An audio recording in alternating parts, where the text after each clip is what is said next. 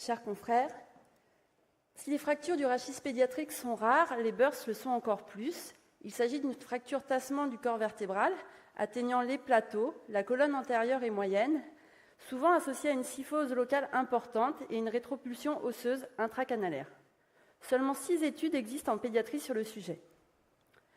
Dans ces études, les classifications les plus couramment utilisées sont celles de Denis, la plus ancienne, celle de Maguerl, dans laquelle la burst correspond à la A2 et la A3, la TLIX, qui est une aide au choix thérapeutique.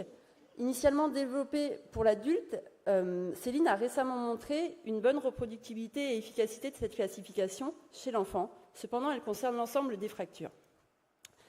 Ainsi, on peut se demander si la problématique de la burst est la même chez l'enfant que chez l'adulte, puisqu'il s'agit d'un rachis en croissance, et cette croissance peut être altérée à la fois par la lésion, mais également par la chirurgie.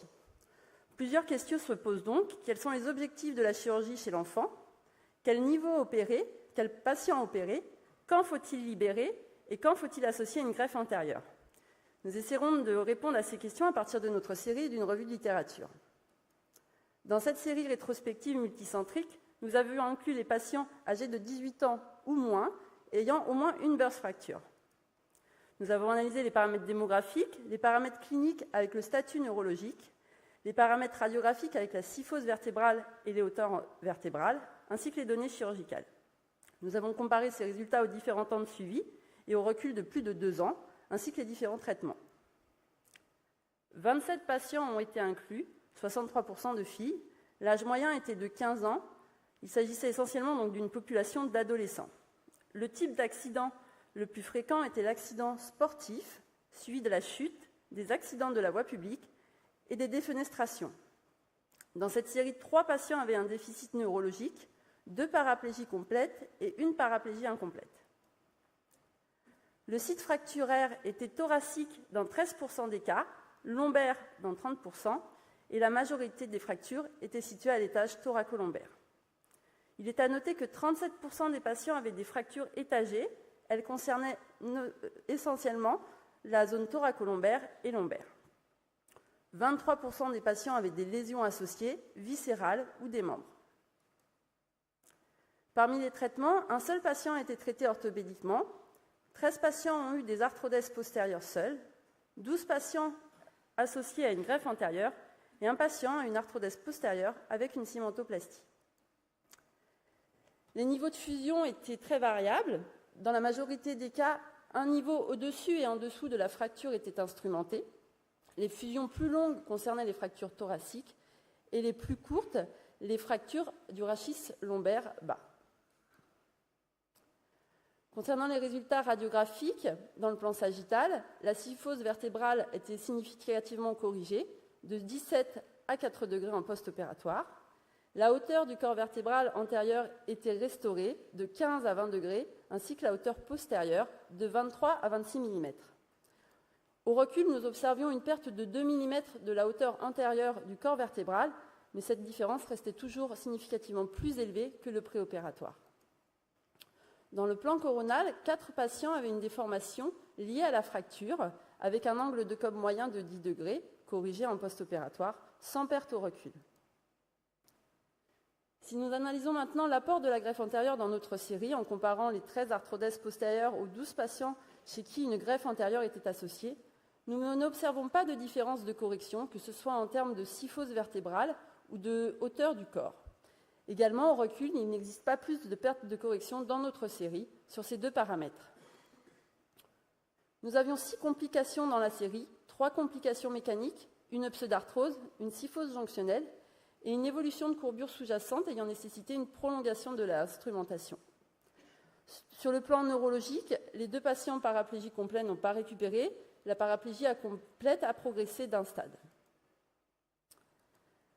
Comme nous l'avons vu, donc, la littérature est pauvre sur le sujet avec seulement 6 études. Ces études ont de faibles cohortes. La plus importante contient uniquement 28 patients opérés, ce qui est proche de notre série. Dans ces séries, l'accident de la voie publique est la cause la plus fréquente de burst fracture, ce qui est différent de la série que je viens de vous présenter. Ceci peut être expliqué, comme nous l'avons vu précédemment, par l'évolution des pratiques sportives chez les enfants. Donc les objectifs à retenir de la chirurgie sont de stabiliser, de corriger la kyphose avec une réduction de la kyphose de 10 degrés en moyenne par le traitement chirurgical, alors que lorsqu'on n'opère pas les burst fractures, il est retrouvé jusqu'à 9 degrés d'augmentation de la kyphose de recul chez les enfants, ou près de 34% selon d'autres auteurs. La chirurgie permet également de maintenir cette correction, d'éviter l'apparition d'une déformation secondaire et de libérer l'axe neurologique lorsque cela est nécessaire. Quel patient faut-il opérer? Il faut opérer en présence d'une instabilité, d'une kyphose importante, de plus de 20 degrés ou d'un tassement de plus de 50%, et bien sûr en présence d'un déficit neurologique. Concernant les niveaux, il n'existe pas de consensus dans la littérature. Plusieurs papiers ont montré que la fusion courte était insuffisante pour corriger une déformation en kyphose et instable et obtenir des résultats dans le temps, sans greffe antérieure associée. Si ces fusions courtes sont réalisées, elles doivent être associées à d'autres implants que les vis, des implants sous la mère, des crochets ou des liens. Faut-il libérer? Nous l'avons vu, le déficit neurologique est plus rare en pédiatrie lié aux spécificités du rachis, et le statut neurologique doit primer sur l'imagerie pour le choix de la libération.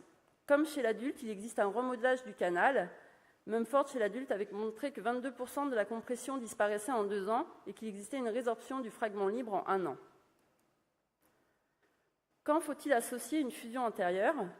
Sur les montages courts, plusieurs auteurs le recommandent, avec une correction de 20 degrés en moyenne stable dans le temps. D'autres auteurs le recommandent en cas d'instabilité.